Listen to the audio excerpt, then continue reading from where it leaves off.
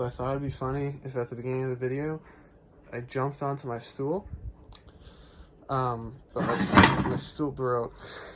So, Hey everyone, welcome to my Maker Badge procedural video. So today I'm going to be showing you all how to make t-shirts with iron-on shirt transfers. This is going to be a really cool video.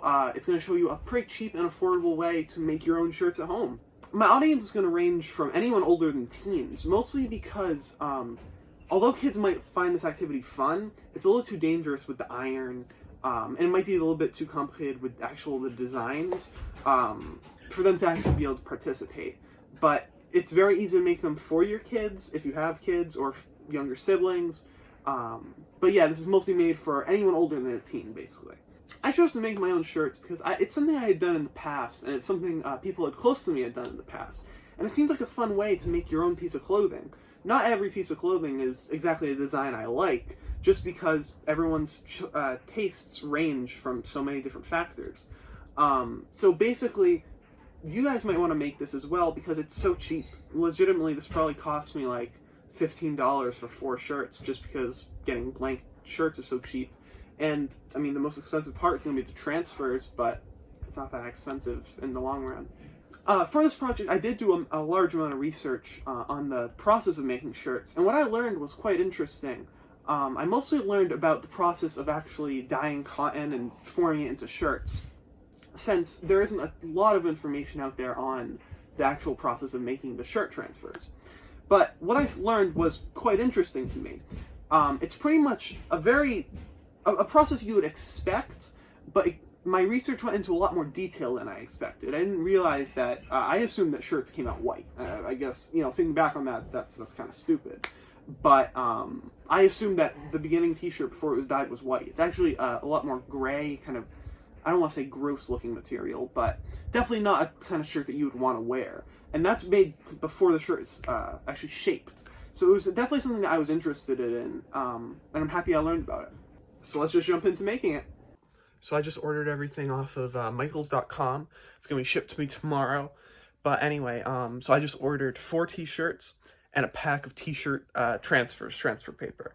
And yeah, so I'll check back in with you guys once that comes tomorrow. See you guys in a sec. Guys, my package just came. I think the mailman just dropped it off. I'm gonna go see if he dropped it off. All right, so we're gonna get the package down. It should be here. And yep, here it is. Nice and sturdy box right here. Yeah, seems good. I'm gonna just open it upstairs.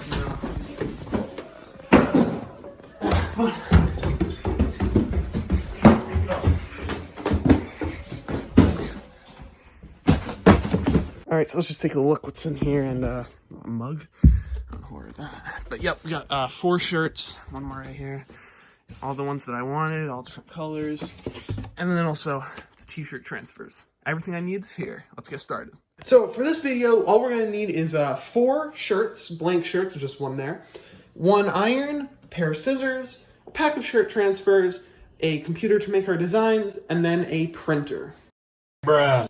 Alright, so now that everything I need is here, I'm going to just quickly do the designs for the t-shirts. I'll show you a little bit of that process, and then we're going to just jump right into printing and making them. Alright, so right here, I've got 3 of my designs that I've made.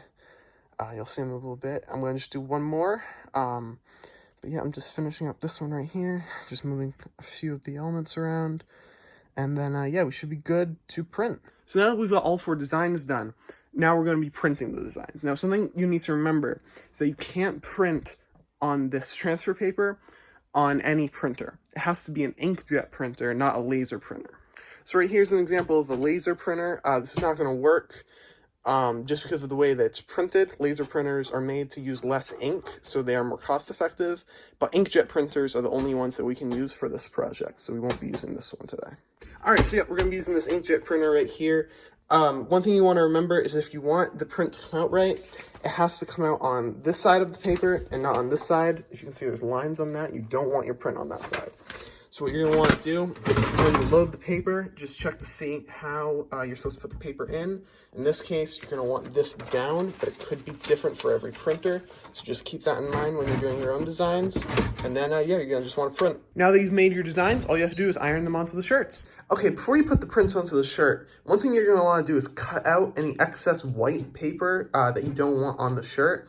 So here, all we want here is just the band, just the word. Here we just want the picture. So I'm going to just briefly cut out these pictures and then check back in with you. Okay, so now we have our designs cut out. We are going to begin the ironing process.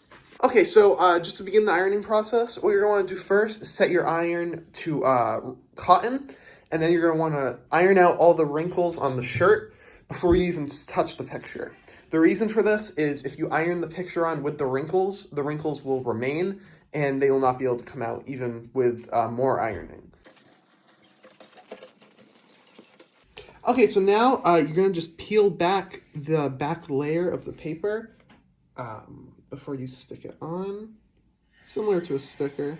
Once the back is removed, you're going to just want to place it into the position you want. If you're trying to center it, center it as best you can, but no one's perfect. That seems pretty good. The next step is to place a piece of wax paper over the image. This will more than likely come with the shirt transfers. And so now using 2 hands and continuous pressure, you're going to just place the iron down and move it back and forth across the image for about 90 seconds. You're not going to want to release here because then the image will not stick properly. Here you're going to want to pay attention to the edges to make sure they don't lift. Okay, so next you're going to want to refer to your directions because depending on the type of shirt transfer you get, the directions may be different. For my transfers, we're going to just lift off immediately, but some may want you to let the image cool for a little bit. Okay, so now this shirt is completely done. We're going to just move on to the next shirts. You're going to have to repeat the process however many times you want to make a shirt. For me, it's going to be 3 more times, but for you, it could be 2 or even 4 more times.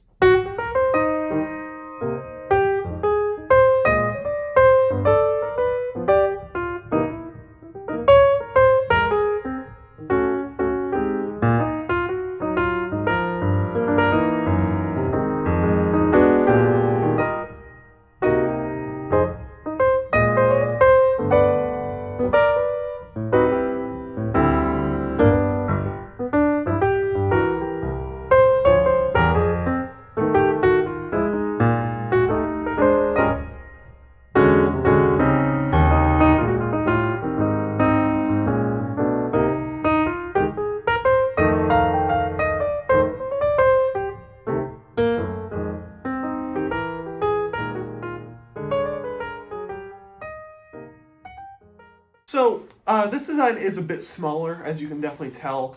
This is going to mean that it requires less time to iron. So this one should be a quick, in and out, put that iron on and get on out. And now that the final product is done, a few models have kindly offered to show off the final product. Now, to start things off, we have the Everything Swiggy brand tee.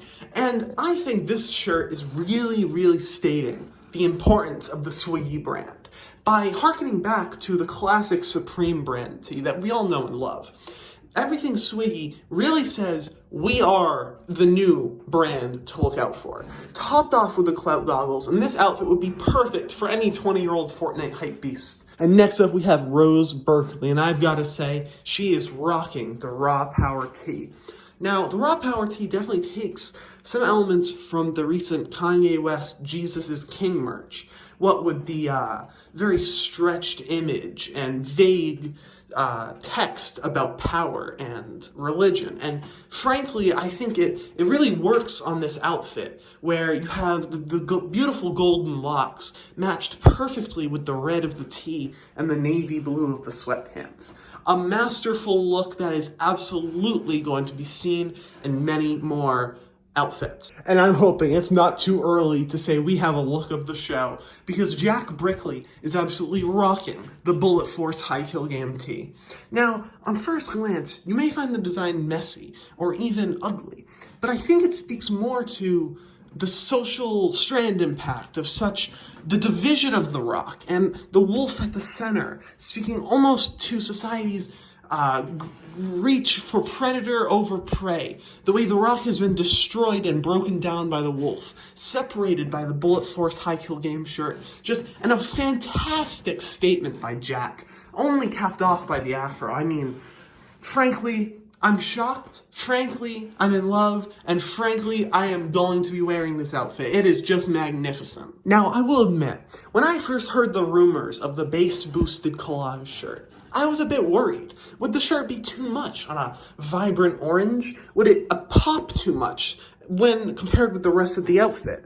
Well, frankly, I think it does not. Nathan Smith is really working this outfit, speaking mostly to the confusion of the shirt and the absolute anarchy that it creates. It is a true testament to the chaos produced, topped off with the NS hat, which one can only assume stands for Nathan Smith, since that's the guy's name.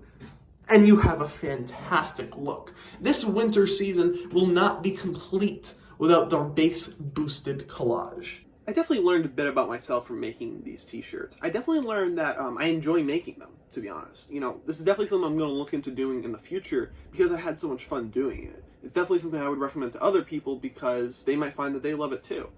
It's not even just something that I make and then eat or make and then throw away. It's something that I'll be able to keep for a while and use multiple times, and I really value that. This project did have its challenges, specifically in the printing area, just because after switching to a laser printer, you can't really use the transfer paper that we had used before. Thankfully, I actually found a inkjet printer in my basement, funnily enough, and it had ink in it, so that was great.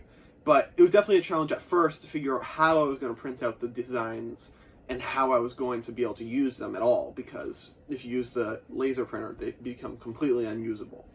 But I was glad to find that printer down there. Now I can make even more shirts, so that's awesome. I definitely enjoyed my final product, even though I would have done a few things differently. But they're definitely things I'm going to use in the future. I'm definitely going to wear them from time to time. And yeah, I just overall really enjoyed what I came up with. If I was to do it differently, I might actually make a couple more shirts, just because I wasn't able to use every idea for a design that I had. I had a couple more that I would have liked to make. But out of these four, I'm really happy with what I came up with. And I'm just frankly happy about how it all came out. So I hope you all enjoyed this tutorial on how to make your own shirt. It's definitely something you can do at home. You know, I did it very quickly, very easily. But it's definitely a fun and rewarding experience that you can have, since you walk away with, for me, four great items that I really like. I plan on wearing them. So I would definitely recommend doing this. I hope you enjoyed, and see you next time.